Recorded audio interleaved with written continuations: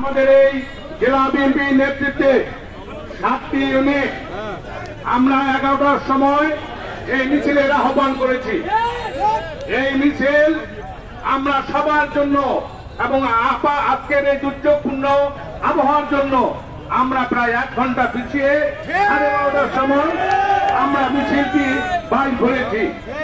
অন্য নেতৃবৃন্দ যারা উপস্থিত হতে পারেন নাই, আমরা আন্তরিকভাবে ধন্যবাদ এবং আগামীতে জেলা বিএনপি নেতৃত্বে ঢাকা অভিমুখে আমরা পদযাত্রা করব। এই পদযাত্রায়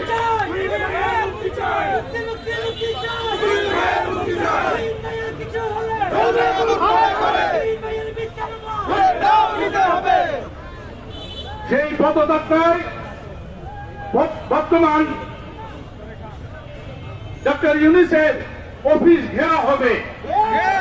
এই ঘেরাও অভিযানে প্রতিটি ইউনিটের এবং উপজেলা বিএনপির সাধারণ সম্পাদক, উপজেলা জেলা রয়েছেন 7টি ইউনিটের সবাইকে আহ্বানে রেখে আমি আমার সংক্ষিপ্ত বক্তব্য এখানে শেষ করছি। প্রতিটি আন্দোলনে আপনারা শরীক হবেন, সজাগ থাকবেন, যথাসময় আসবেন, এই আহ্বানে রেখে আজকের এই বক্তব্য আমি শেষ করছি।